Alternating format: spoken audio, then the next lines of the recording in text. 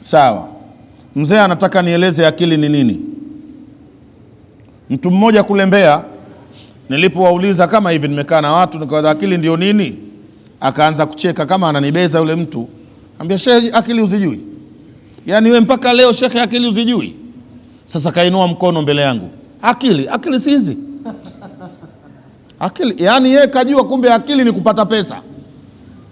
Na kuna watu wana mapesa hata hawajui wafanyie nini na hawana akili hata hii. Usidhani akili ni pesa. Akili ni kitu kingine kabisa. Kuna watu hawana hata shilingi lakini wana akili yao. Akikuuliza muulizaji akili ni nini, mjibu huyo mtu, mwambie akili ni ngome. Akili ni nini? Utanielewa tu. Sa'alaka sa'ilun mal aqlu faqul lahu al aqlu junna. Al aqlu, akili ndugu Waislamu ni ngome. Nikishasema ngome si unaielewa? Ni kama kusema fensi. Umejenga nyumba yako alafu umeizungushia ukuta. Ule ukuta unaitwa fensi kizungu, sio? Kiswahili ni ngome. Hii ni ngome ya nyumba yangu.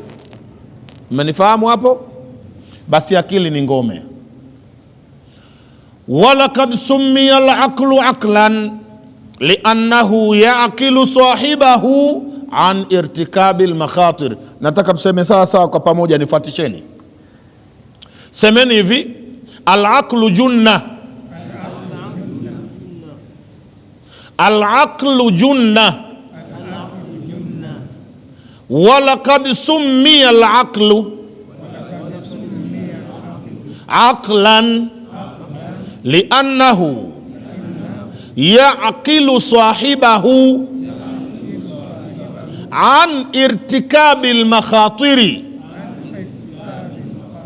An irtikabi al-makhatiri dunian wa dina. Hizo ndio akili. Akili ndio hizo. Akili ni ngome. Akili alivyokuumba Mwenyezi Mungu akataka uwe salama, usiingie kwenye mambo ya kukudhuru, uwe salama, akakuwekea ngome. Ile ngome ikulinde kuingia kwenye mambo ya hatari ya kukudhuru kidunia na kiakhera. Mmeelewa akili eh? Akili ni nini? Ndio Allah kakupa ngome inaitwa akili. Kazi ya hii ngome ni kukulinda wewe usiingie kwenye mambo ya hatari kidunia na akhera.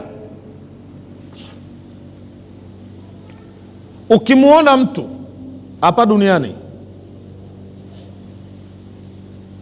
anafanya uzinifu, hata kama ni nani wako, ujue hana akili, kwa sababu ule uzinifu unamtia kwenye hatari. Eti kwa kuzini hawi salama, atakuwa kwenye hatari kwenye dunia na wapi?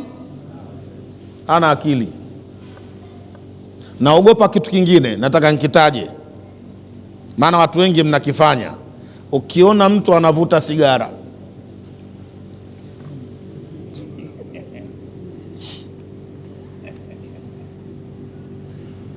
hivi nyinyi watu mnajua sigara ni hatari, sio hatari? Akili maana yake ikulinde usifanye mambo ya hatari. Wale waliotengeneza sigara wenyewe wanasema kuvuta sigara ni hatari kwa afya yako, au sio? Na watu wangapi wamedhurika kwa sigara dunia hii? Matibii, makansa, wamekufa watu, sio? Mola anasemaje? Wala tulqu biaidikum ila tahluka. Haruhusiwi mtu kujidhuru mwenyewe. Kwa nini? Ana ngome. Kwa hiyo akili ni ngome. Ile ngome katupa sisi watu Mwenyezi Mungu ili itulinde ile ngome tusiingie kwenye mambo ya hatari ya kutudhuru, yale ya duniani na akhera. Mmezijua akili? Akili mmejua? Imetosha baba? Baba anasema imetosha hapo, sababu kashanielewa. Ukimuona mtu anaendesha bodaboda hana tahadhari hata hii, anakwenda tu liwalo na liwe, na kuthibitishia hana akili. Kwa sababu akili ni jambo la kuchunga usalama wako. Al-aqlu yurai salamataka bal wa salamata al-akharin. Akili inalinda usalama wako, inalinda na usalama wa watu wengine. Ibn Sirin amesema, idha jalasa al-insanu aw ishtaghala fi makanin yadhribuhu al-hawa'u al-mufritu ala ra'sihi farwaidan yankusu aqluhu shay'an fa shay'a. Msikieni Ibn Sirin anasema, binadamu akikaa sehemu au akafanya kazi mahala ambapo upepo unampiga kichwani mfululizo, hapo alipokaa anapigwa na upepo mkali kichwani, hapo anapofanya kazi anapigwa na upepo mkali kichwani, mtu huyo akili yake itaanza kupungua taratibu. Miezi 6 utamwona akili zake zishapungua, si nzuri. Mmesikia? Ngoja nianze kuwataja watu, lakini sasa wengine mko hapa mtanisamehe. Tizameni akili za wale wanaitwa makondakta wa daladala, ambao yeye lazima atoe kichwa nje hivi, anasema anaangalia abiria. Hichi kichwa kinapigwa na upepo, sio? Kondakta wa daladala, hata akiwa ni imamu wangu huyu, mpe miezi 6, utashangaa ndo yule kweli ni bingwa wa kutoa matusi ya kila aina, tena wala hajali, au sio? Kondakta mmoja amwambia mtu, sikiza bwana, usinichokoze, mimi nina matusi kontena 7 na kontena zingine bado mpya sijafungua. Mtu huyo ni mtu mzima, ana kontena 7 za matusi. Waache makondakta wa daladala. Njoo kwa watoto wenu wanaoendesha bodaboda. Kuna kitu dereva wa bodaboda amekichukia sana kwenye bodaboda yake, yaani anatamani bora kisingewekwa kabisa. Kinaitwa breki. Mtu wa bodaboda breki haitaki kabisa, yeye rafiki yake honi. Tizama malahuna fi sufun, kuna watu al-mallah, mabaharia wanaokaa miaka mingi wanafanya kazi huko mabaharini huko. Aliyepona kwenye hawa ninaowataja amepona kwa msaada wa Mungu tu, lakini baharia ukimpa miaka 2 utashangaa anayofanya mtaani. Upepo.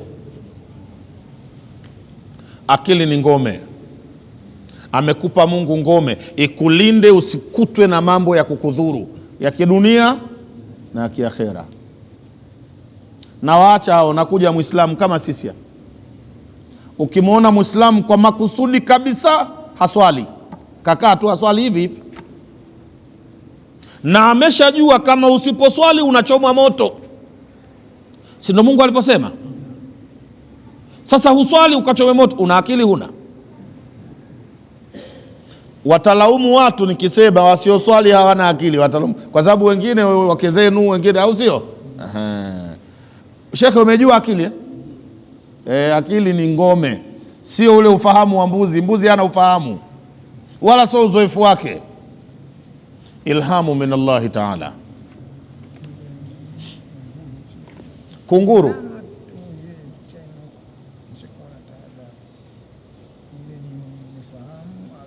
muuni yule babu ananiuza, vipi kunguru? Sasa kunguru ukinama tu tayari huyo akachukua tahadhari anaondoka. Vipi, sio akili ile? Kunguru muhuni.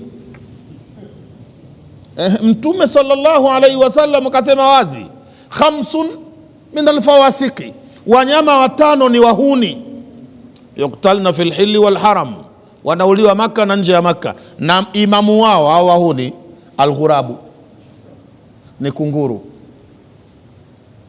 Hivi uhudi wa kunguru hamujui? Mbona uhuni wake ni wawaziwazi kabisa.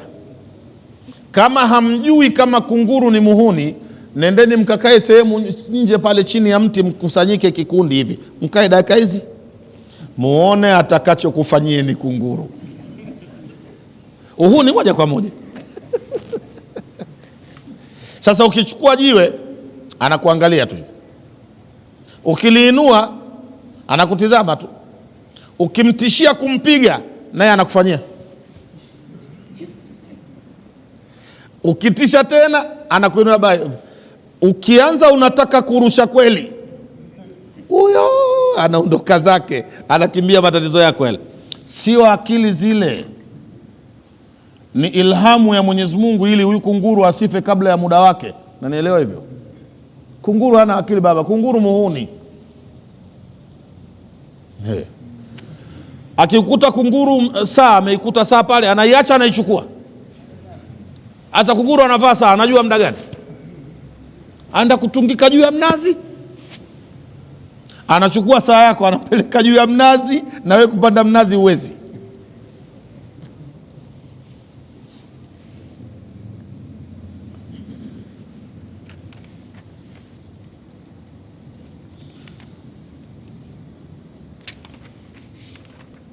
Tunaelewana vizuri eh?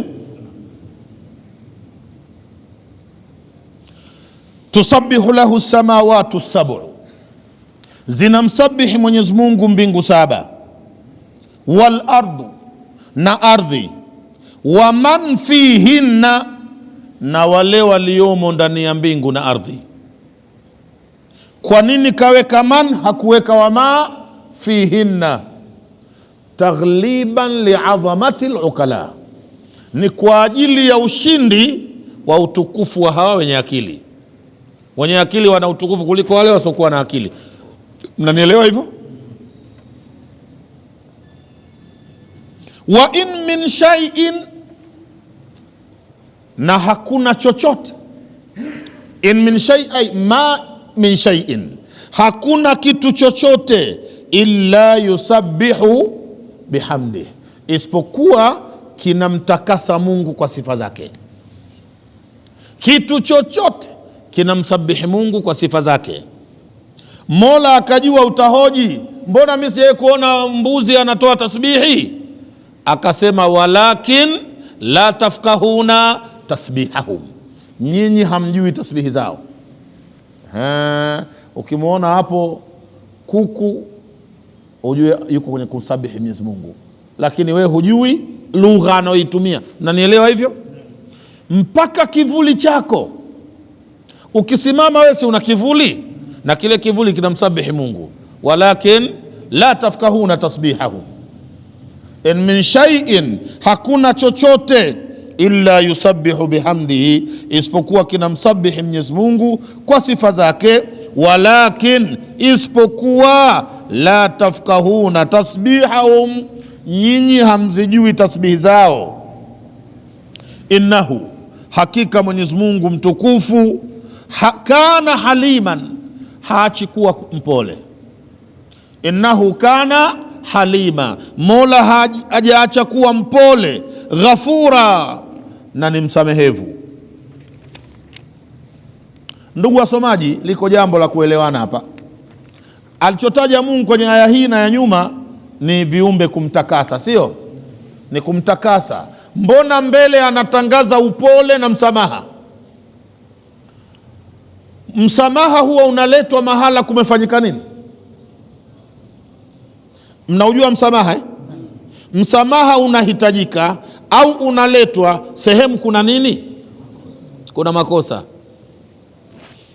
Nyuma kumefanywa makosa gani mpaka akasema innahu kana haliman ghafura? Hapa anatangaza yeye ni msamehevu. Kwa makosa gani? Kwa sababu idha aradta an ta'rifa al-aya fandhur khalfaha wandhur amamaha wandhur ila al-jawi alladhi ta'ishu fiha al-aya. Ukitaka kujua aya, usibaki pale pale ulipofika.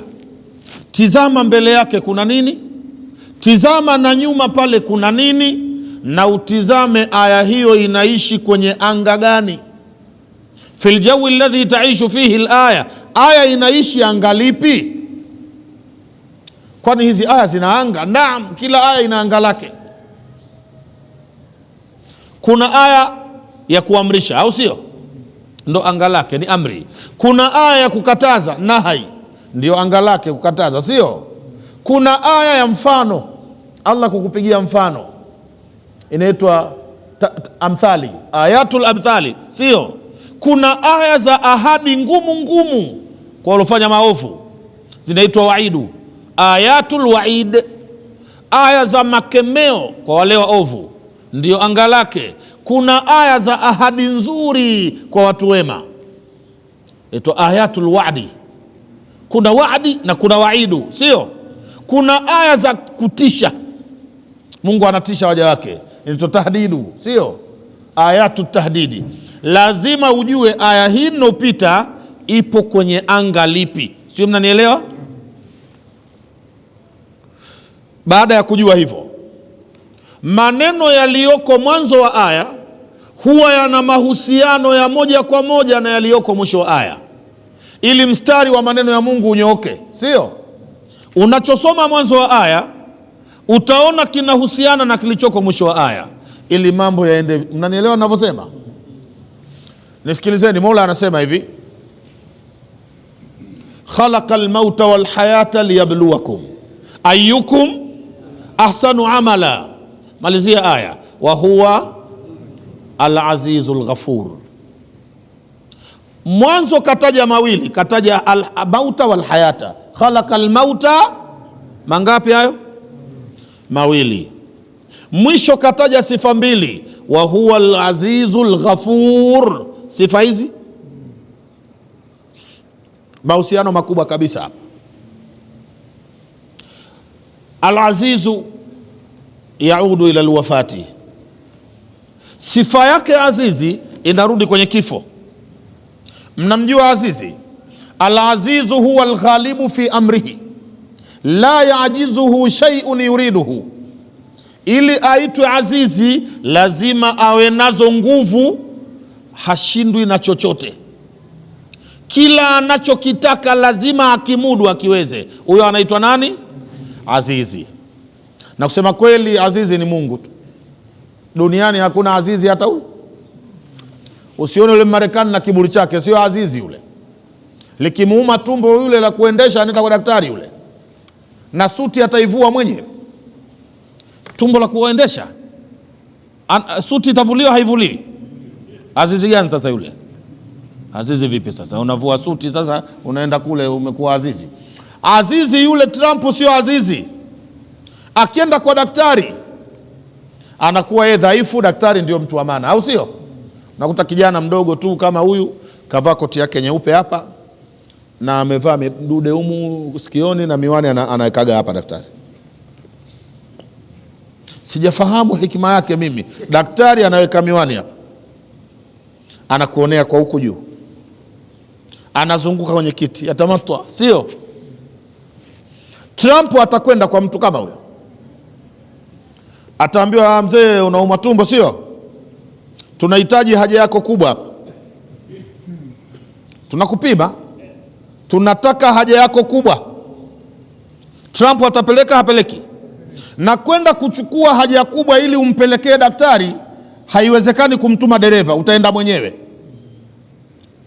Sasa atakwenda dereva, unaenda mwenyewe kuchukua. Ukifika huko utatafuta vijiti, yani unachezea mambo magumu kweli. Utakwenda vijiti unatia hivi, ndo azizi kweli? Unampeleka yule kijana kaka hivi. Akifika anachukua ile chupa, yeye kavaa gloves, sio? Anaangalia, kwambia, mzee umeleta lakini hichi kiwango hakitoshi, nenda kaongeze kidogo. Unarudi kwenda kuongeza, wewe ndo azizi. Azizi lazima awe anamudu kila kitu mwenyewe, hahitaji msaada pahala popote. Na huyo ni nani? Ni Allah subhanahu wa ta'ala. Kwenye aya, khalaqal mauta wal hayata liyabluwakum ayyukum ahsanu amala, wa huwa man? Al-Azizu, Mungu ni azizi. Azizi inarudi kwenye kifo. Kifo lazima kisimamiwe na azizi, kwa sababu viumbe wote hawataki kufa. Hata sisi tulokaa hapa, ingekuwa anosimamia watu wafe sio azizi, huwa naye anashindwa baadhi ya mambo, pana watu wasingekufa. Si hatutaki, au sio? Au nyie mnataka kufa? Nyie mlokaa hapa mnataka kufa? Kwani hakuna reli hapa karibu? Reli hamna hapa maeneo haya? Si uende tu usubiri linakuja treni huko, alafu we ulale pale kwenye reli uone utakavyosindikizwa akhera. Mbona hujaenda? Hakuna anotaka kufa, sote tunataka kuishi, au sio? Sasa viumbe wote hatutaki kufa. Je, hatufi? Kwa nini tunakufa na hatutaki? Kwa sababu anayesimamia mambo haya ni azizu. Utake utakufa, hutaki kwa sababu ni azizi. Ghafuru, ghafuru yaudu ila alhayati. Sifa ya ghafuru inarudi kwenye uhai. Mungu ni ghafuru kwa sababu nyuma kuna uhai. Kwenye uhai wa watu ndo sisi tutafanya makosa mengi sana, sio? Al-insanu yukhti'u wa kama qala alayhi salatu wassalama, kullu ibni adama khata'u, kila binadamu mkosefu sana. Tuna madhambi sisi, tumefanya tunajua, mengine hatujui, kwa bahati mbaya, kwa makusudi, au sio? Hadhihi dhunubu tahtaju ila ghafurin yaghfiru.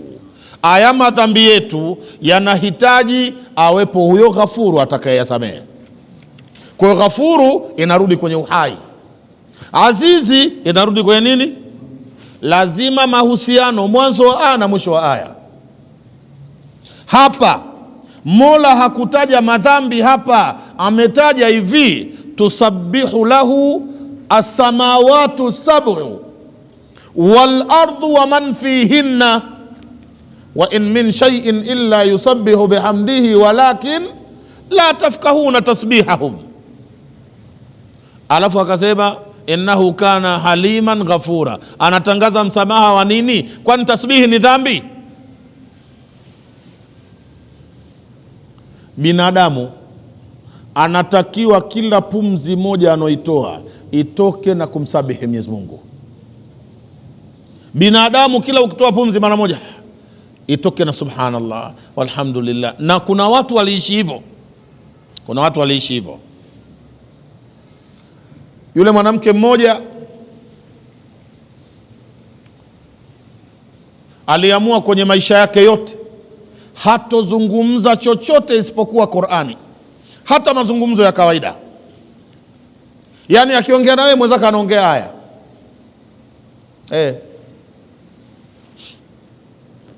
Ametoka nyumbani kwake, ana safari yake, anakwenda, kakutana na mtu, kamwambia salamun alaiki. Hii si salamu. Mama kamjibu salamun qawlan min rabbir rahim. Kamuuliza alaki zauja, mama una mume? Akasema la tasalu an ashiyaa in tubda lakum tasuukum, msipende kuuliza mambo ambayo mkijibiwa yatawauma. Mama una mume?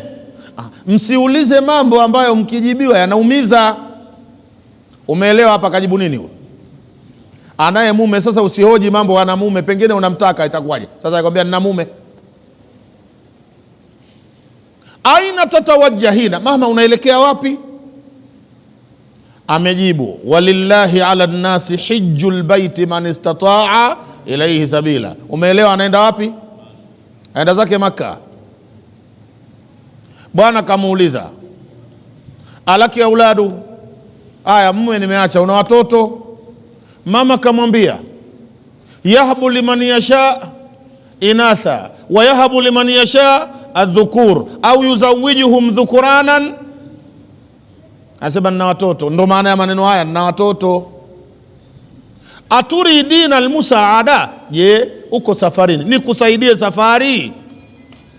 Mama kamwambia wama tafalu min khairin yuwaffa ilaikum wa antum la tudhlamuna, kheri yoyote mtakayofanya mtalipwa na hamtodhulumiwa. Anasemaje hapa? Asaidiwe aache? Unataka msaada, kheri yoyote utakayofanya hapa utalipwa na hutodhulumiwa. Maana yake ataka msaada, hataki. Ma hiya asmau auladuki, watoto wako wanaitwaje? Mama kamwambia wadhkur fil kitabi Idrisa innahu kana siddiqan nabiyya, wadhkur fil kitabi Ibrahima, wadhkur fil kitabi Maryam. Anataja majina ya wanawe lakini anasoma nini? Qur'ani. Yule bwana kainamisha farasi wake ili mama apande. Hasa mwanamke akiwa anapanda farasi, si mguu anainua? Kuna hatari wewe hapa ukaona vituko kidogo, sio? Mama kamwambia kullil mu'minina yaghuddu min absarihim wa yahfadhu furujahum. Anatakiwa yule bwana afanyeje? Ainamishe macho. Ameamrishwa, lakini kwa Qur'ani. Safari imeenda, yule bwana anakwenda mbio spidi na farasi wake.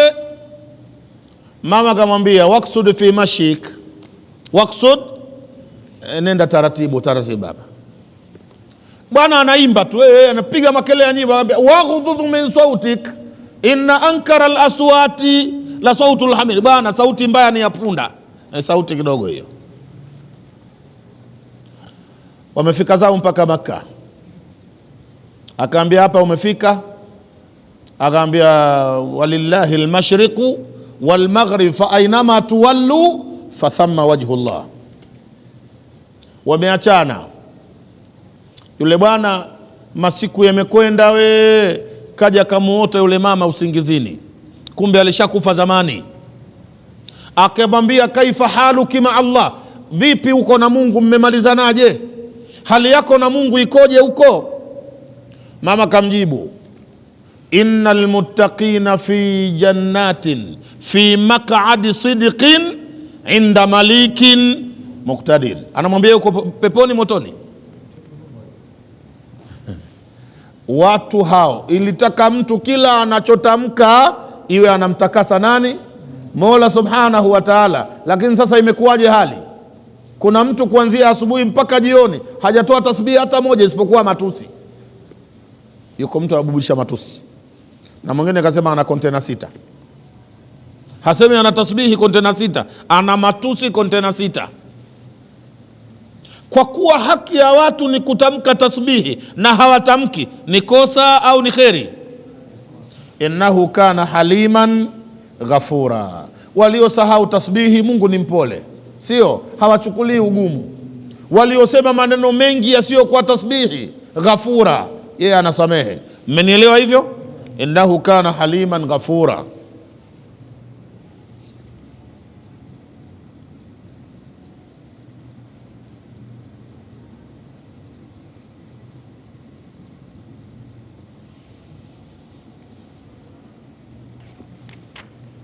Hiyo tuloisoma, naam, ni aya namba 44. Aya inofuata ya 45, Mwenyezi Mungu Subhanahu wa Ta'ala anataka kutuambia kwa nini makafiri hawaielewi Qur'ani. Na wengine ni Waarabu kama Waarabu wenzao, sio? Mbona hawaelewi Qur'ani? Mola anataka kutoa jibu, na hapo ndipo naposimama leo. Darsa ya kesho itaanzia kwenye maelezo haya, wa idha qara'ata alqur'ana ja'alna bainaka wa baina alladhina la yu'minuna bil akhirati hijaban mastura. Tutaanzia hapo kesho inshallah, na nadhani tunakwenda vizuri mpaka Ramadhani ikifika mwisho na sura hii imekwisha, tupata maneno ya Mungu ya kutumia, sio? Karibuni ikiwa kuna mtu mwenye swali. Naam.